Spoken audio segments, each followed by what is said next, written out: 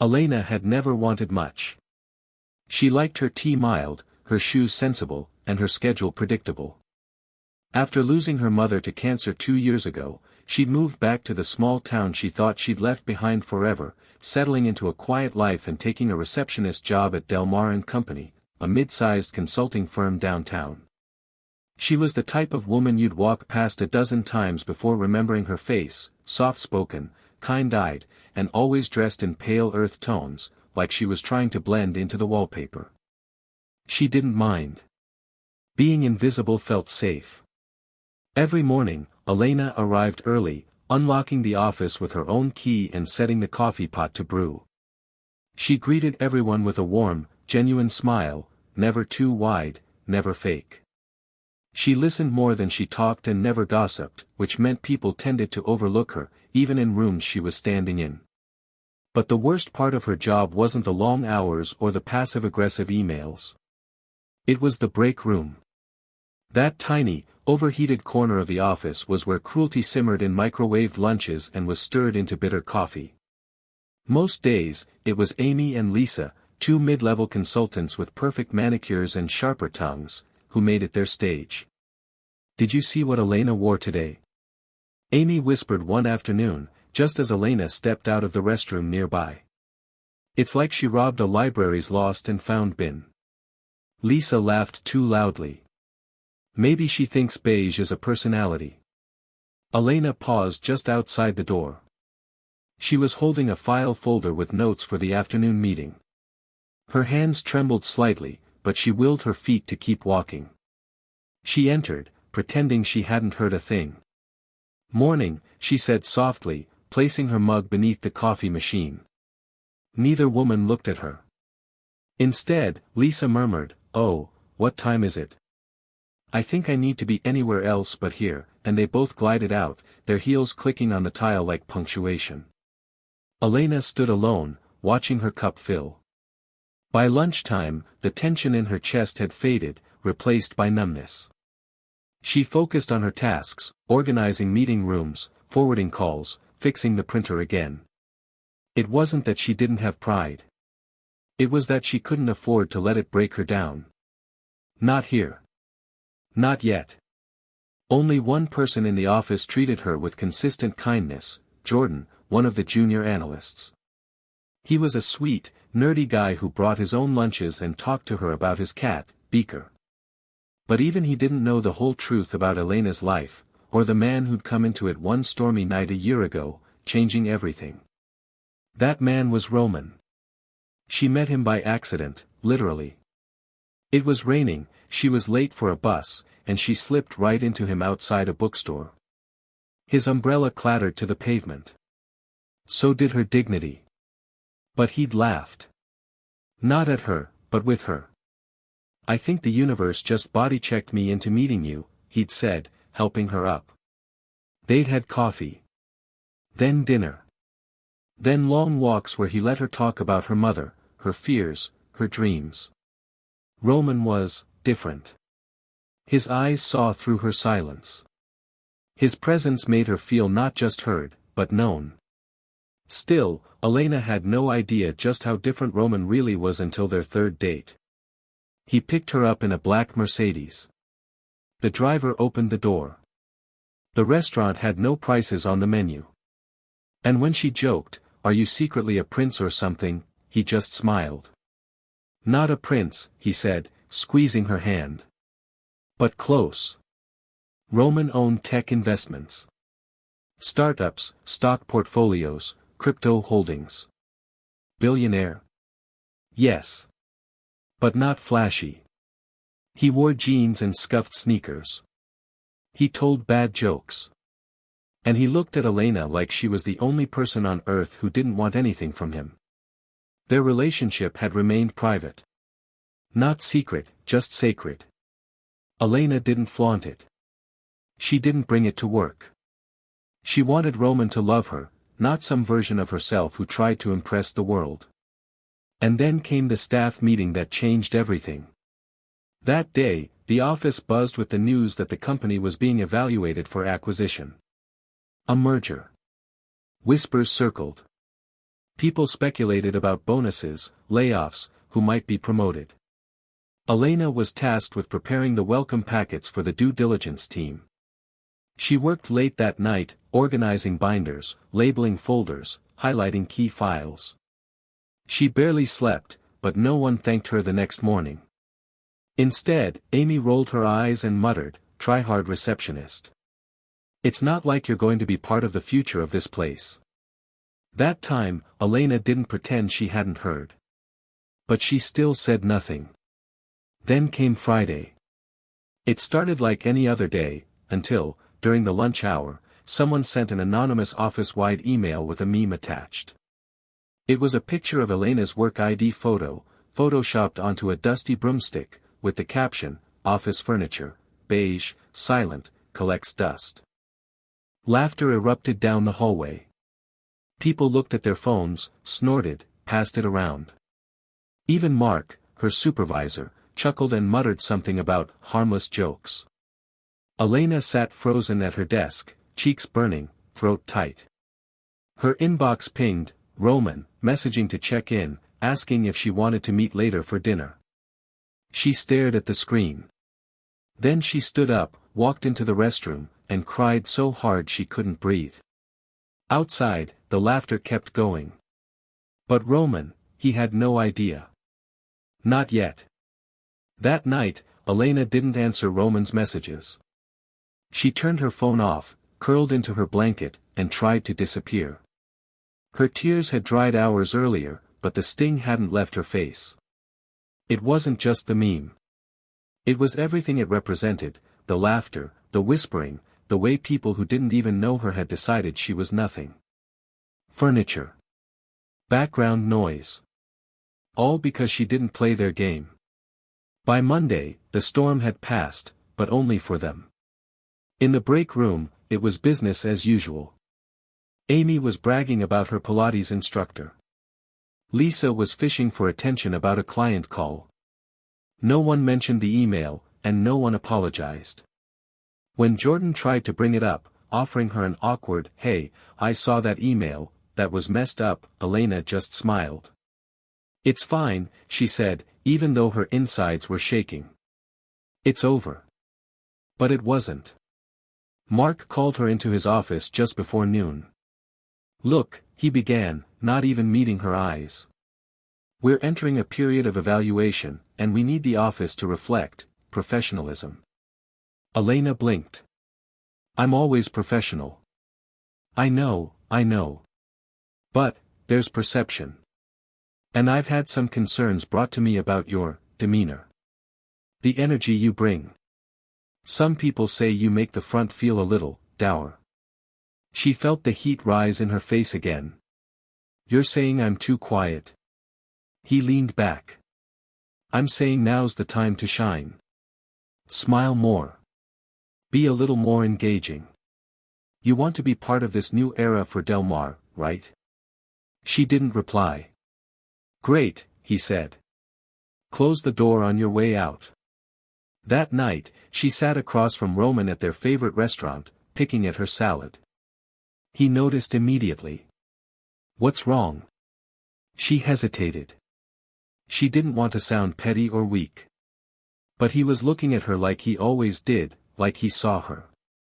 So she told him. Not everything, but enough. The whispers. The meme. The meeting with Mark. Roman's expression didn't change as he listened. But his fork slowly lowered. His posture straightened. By the time she was done, he looked like a man carved from stone.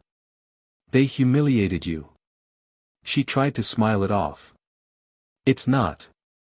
"No," he cut in gently. "It is. You've given everything to that job. They don't get to treat you like this." "I don't want to make it worse," she whispered. He took her hand. "You won't have to." She thought he meant comfort. Reassurance. She didn't know yet that Roman was already forming a plan.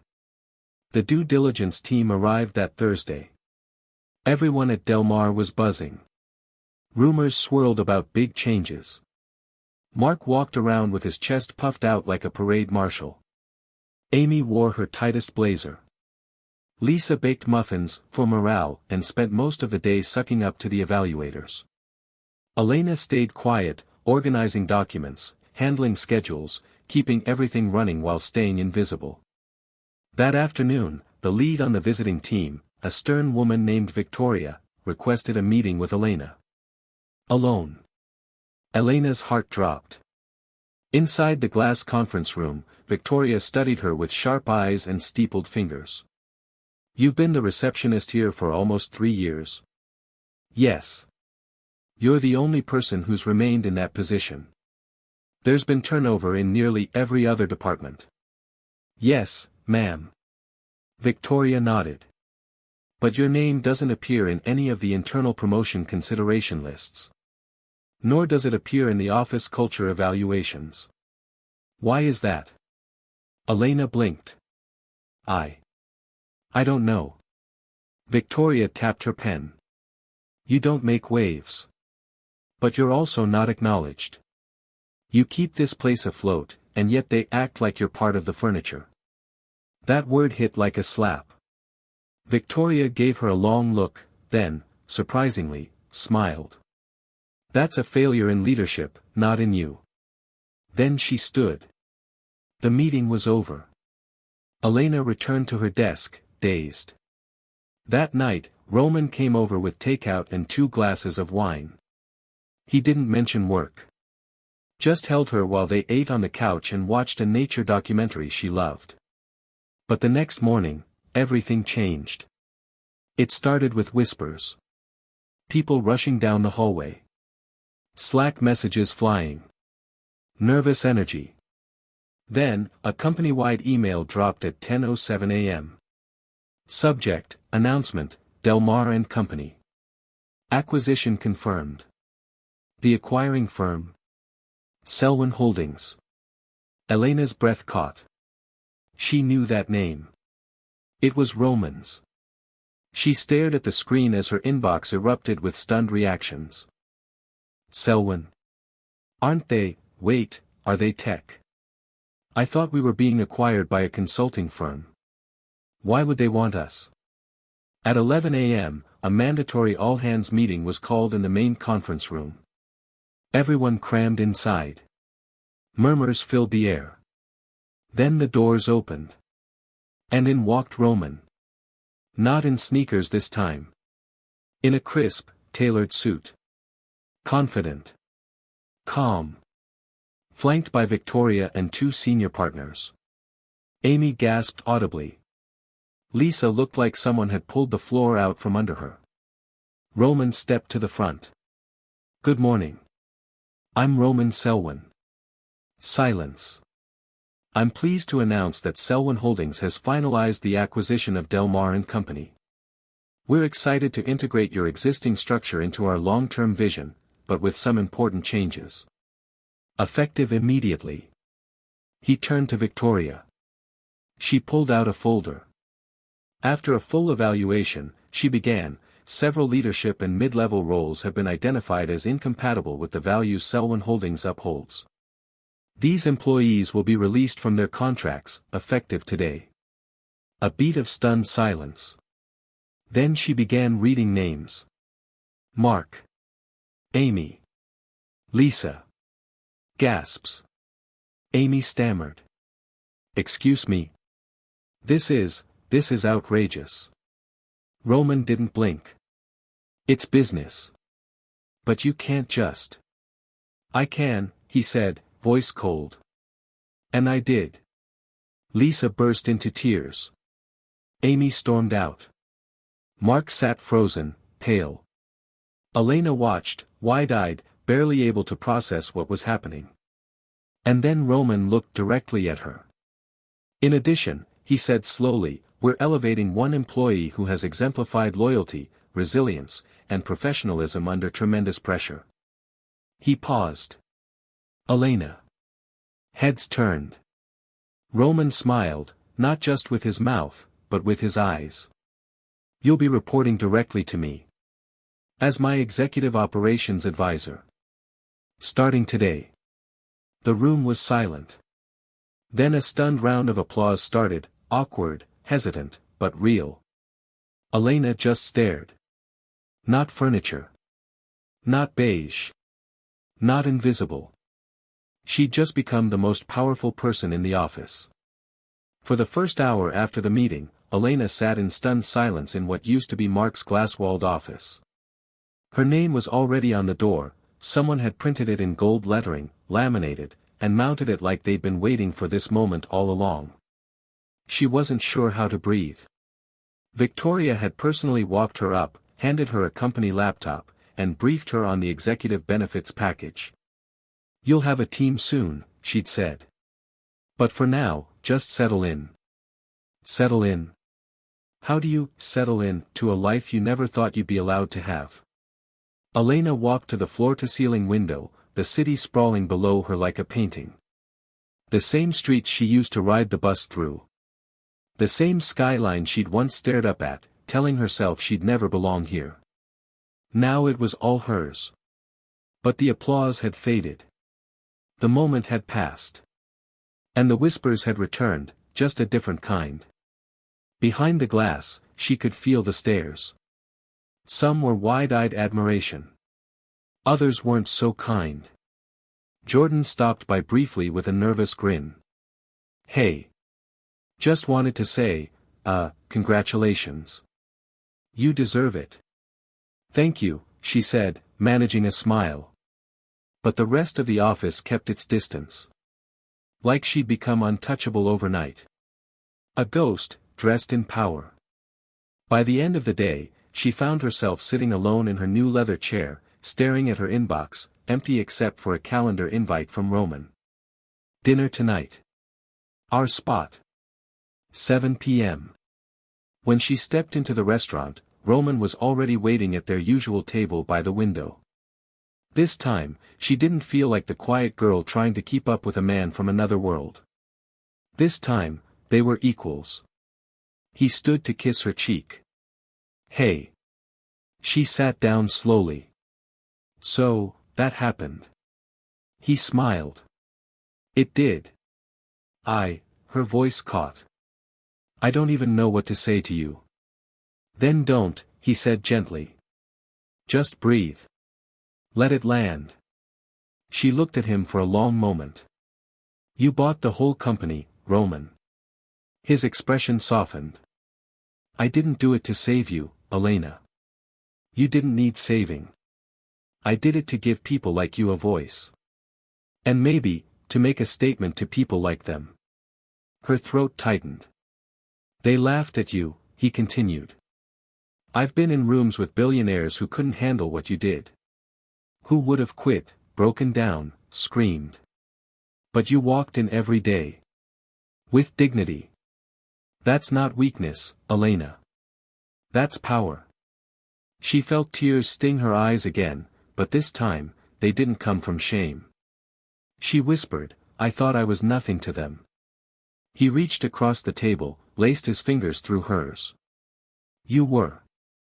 Until the moment they realized you had everything they never could." A long silence passed between them, filled with candlelight, piano music, and the soft hum of a world that finally saw her. Then she asked something she'd been holding in her chest since the moment he stepped into that office. "Roman, did you really buy Del Mar just for me?" He leaned in, voice quiet. "I bought Del Mar because people like you are the future, and people like them are the past. But yes. If it had just been about you. I still would have done it." She looked down, overwhelmed. And then something unexpected slipped out, something she hadn't planned to say. "Roman. I'm scared." He didn't flinch. "Of what?" She looked up, tears finally falling. "Of being seen. Of not knowing who I am if I'm not hiding anymore." Roman's voice was barely a whisper. "Then let's find out together." And in that moment, beneath the weight of her fear and the lightness of his love, Elena began to realize the truth. This wasn't revenge. It wasn't a power play. It was a reclamation. Of voice. Of worth. Of a life she thought she'd never be allowed to live. And it had only just begun.